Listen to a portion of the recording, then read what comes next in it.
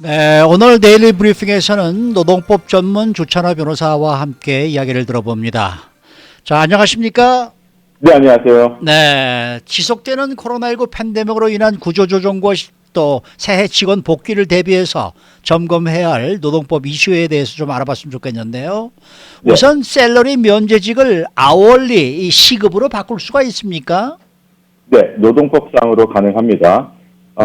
최근 들어서 말씀하신 것처럼 확진자와 사망자들이 지속적으로 늘고 있고, 어허. 이 경제적으로 힘들어진 비즈니스가 대부분이라도 과언이 아닙니다. 네. 그래서 회사나 오너들은 비용 절감이 아주 절실해지고 있고요. 어허. 그리고 실질적으로 주 40시간 일하던 직원들도 사실 풀타임으로 근무할 때도 있지만 안 할 때도 굉장히 많은 걸로 알고 있습니다. 그래서 이 힘든 시기를 이겨내기 위한 방법 중에 하나로 샐러리 직원들을 아월리 시급으로 바꿔서 실질적으로 근무한 시간만 임금 지불하는 것은 노동법에 전혀 문제가 되지 않습니다. 특별히 이제 시간 관리가 쉽지 않은 재택근무 시 더욱 필요한 부분이라고 생각이 되고요. 네. 지금 말씀드린 것처럼 샐러리를 시급으로 바꾸는 이유가 일단은 경제적인 비용 절감 측면에 있다면 또 하나의 중요한 이유가 있습니다. 이 면제 직원들이 더 이상 면제 직원의 조건을 만족시키지 못할 때가 빈번하다는 점이고요. 면제직이란 사실 초과 근무 시장에서 면제가 되는 직원을 말하는 거고요. 식사 시간과 휴식 시간 또한 자유롭게 누릴 수 있는 게 이제 면제직이 되겠습니다. 네. 통상적으로 이제 저희들이 알고 있는 매니저급들이 이 면제직이 되겠고요. 최저임금 2배 이상의 샐러리를 받고 자기 시간의 50% 이상을 2명 이상의 부하 직원을 관리하는 관리직이 돼야 되겠습니다. 근데 이 코비드-19 이후로 자기 시간의 50% 이상을 2명의 이상의 부하 직원을 관리하기보다는 레이오프와 직원 감원이 되다 보니까 면제직 업무보다 관리직보다는 비면제직 업무를 많이 하고 있는 게 사실이고요. 이렇게 되다 보니까 매니저의 면제직 조건을 다 만족시키지 못한다는 이유로 면제직 지위를, 스테이터스를 상실하게 됩니다. 상실하게 되면 비면제직이 되는 거고요. 그렇다면 비면제직 직원들이 받는 모든 초과 근무 시간과 식사 시간, 휴식 시간을 반드시 준수해야 되고 또 받아야 된다는 말이 되겠습니다.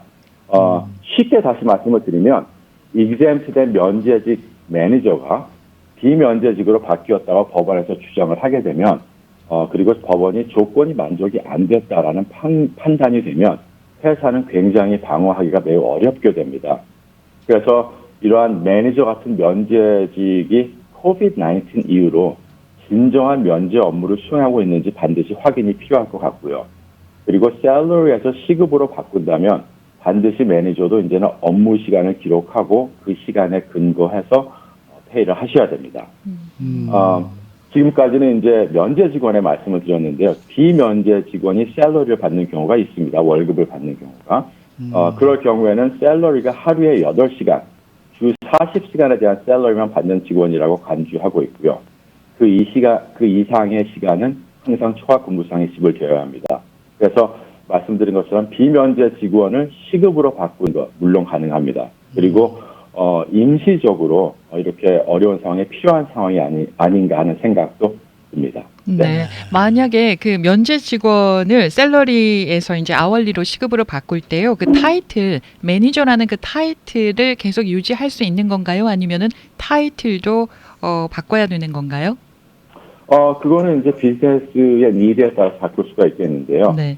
타이틀이 어떠한 법적인 판결을 디터민하지는 않습니다. 그래서 타이틀한 매니저라는 타이틀을 줘도 큰 문제는 없을 것 같습니다. 네. 자, 그리고 지금 팬데믹이 다시 이제 되면서 재택근무하시는 그런 직원들도 늘어날 텐데 나중에 좀 상황이 좋아져서 재택근무하셨던 분이 다시 회사로 복귀를 할 때요. 그럴 때 회사에서 필요한 뭐 계획이라든지 필요한 것이 있을까요? 네, 많은 계획이 사실 필요하겠습니다만은 코비드-19에 일단 포커스를 해서 말씀을 드리겠습니다. 네. 저희들이 자동차를 보게 되면 가스로 가고 전기로 가는 차를 이제 하이브리드라고 저희들이 얘기를 하고 있습니다. 일부 직원은 회사 출근을 하고 일부 직원은 재택근무를 할 때 저희들이 하이브리드 워크플레이스라고 얘기를 하고 있고요. 앞으로 몇 년간 이런 하이브리드 워크플레이스가 지속될 듯 싶습니다. 정말 많은 인구가 백신을 맞기 전까지는 사회적 거리를 유지해야 하고요. 그래서 저희들의 이제 법조계에서 추천하고 싶은 방법 중에 하나는 복귀 시 필요한 계획을 하실 때 회사 차원에서 직원의 설문조사를 해라 하는 방법이 많이 선택이 되고 있고요. 네. 누가 회사에 출근하고 싶은지, 누가 건강 문제 또는 가족 문제로 재택근무하고 싶은지 등등, 그리고 또 업무 내용상 가능한지 등을 파악해야 됩니다. 사실 누가 출근하고 누가 재택근무 결정을 내릴 때 차별적인 요소가 완전히 없어야 되고요.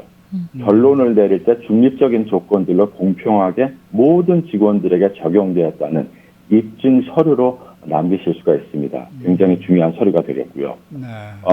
종업원 상해보험 제가 수년간 말씀드렸습니다.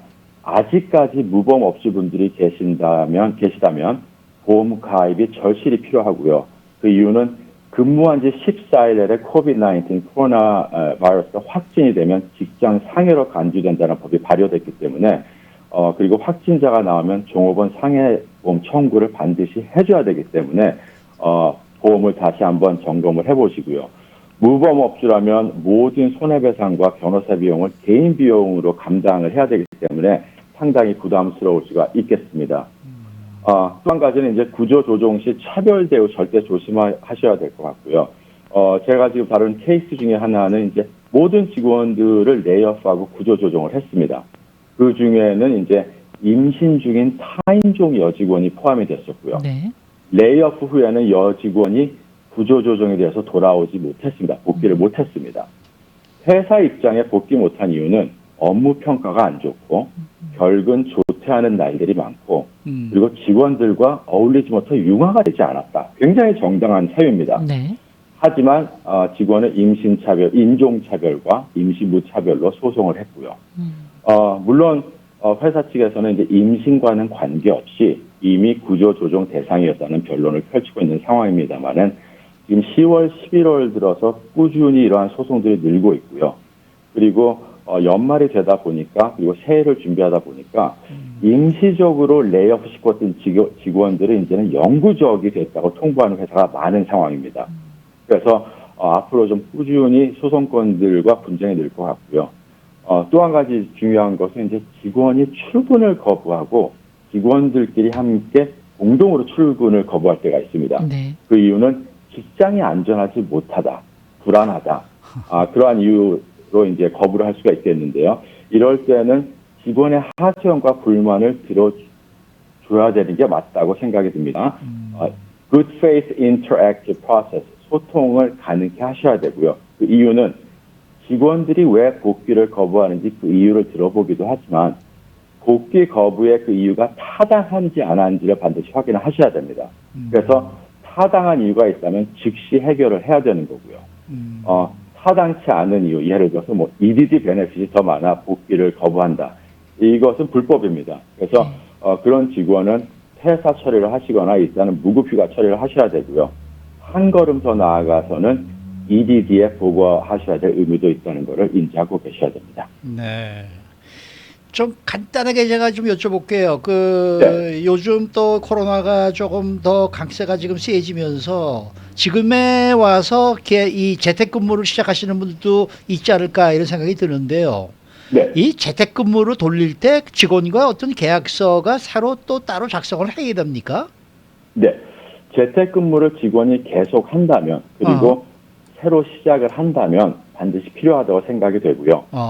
직원과 회사와의 이 명확한 어그리먼트를 통해서 사업 분쟁을 막는 데 큰 도움이 되겠습니다. 그리고 저도 그렇지만 대부분의 직원들이 재택근무에 그다지 익숙하지가 않습니다. 그렇죠, 항상 그렇죠. 출퇴근에 익숙하고 그렇기 때문에 이 어그리먼트가 더 필요할 것 같고요. 그 내용을 간단하게 보면 통상적인 재택근무지 주소, 재택하는 근무 날과 시간, 그리고 회사와 소통이 가능한 시간 등등이 어그리먼트에 포함이 돼야 되겠고요. 네, 회사의 회칙과 팔러시가 재택근무 시에도 적용한다. 그리고 근무 시간 기록 요구와 특히 비면제 대상은 식사 시간과 휴식 시간 기록, 그리고 초과 근무 시 반드시 리퀘스트를 해서 허락을 받아야만 초과 근무를 할 수 있다는 조항들이 아하. 반드시 들어가야 되겠습니다. 네, 네. 또 한 가지는 이제 안전한 재택근무지로 유지한다는 확인 조항이 들어가야 되겠고요. 네. 회사 기물, 랩탑 컴퓨터 등등은 이제 업무용으로만 사용한다는 약속이 들어가야 되겠습니다. 또 한 가지가 중요한 게 있다면 이제 재택근무 시 개인차를 업무용으로 사용하지 않겠다는 문구가 반드시 라이어빌리티 때문에 들어가야 되겠고요. 네. 그리고 개인차를 업무용으로 사용할 때는 반드시 회사의 동의를 받아야 된다. 중요한 조항이 되겠습니다. 또 한 가지는 이제 Information Technology, IT 조항이 굉장히 중요할 것 같고요. 회사의 기밀 정보 보호를 보호하는 조항이 되겠습니다. 회사의 컴퓨터 네트워크 비밀번호나 패스워드를 회사 직원 외에나 아무한테도 노출시키지 않겠다. 네트워크나 컴퓨터 액세스는 업무 시간에만 하겠다는 조항, 그리고 고용 관계 정리 시 모든 정보는 돌려주겠다는 이러한 IT confidentiality 조항이 굉장히 중요하게 되겠습니다. 네. 마지막으로 이제 비용 상환 언급한 적이 있습니다. 노동법 조항의 280에 의거해서 모든 필요한 업무 비용은 상환해 주셔야 되고요. 그리고 비용 상환 시 정확하게 아니면 조금 넉넉하게 상환함으로써 차 분쟁을 막는 소송 예방 방법도 지혜로운 방법이라고 생각이 됩니다. 네. 엠플로이 이 매뉴얼이 완전히 바뀌어야 되겠네요. 이번 기회에는 또. 2021년에는 굉장히 많은 업데이트가 필요할 그렇겠죠? 것 같고요. 네. 예, 그리고 이제 직원들에게 적용시키는 그러한 절차가 더 필요할 것 같습니다. 네, 네. 오늘 말씀 잘 들었습니다. 네, 감사합니다. 네, 지금까지 노동법 전문 주찬호 변호사였습니다.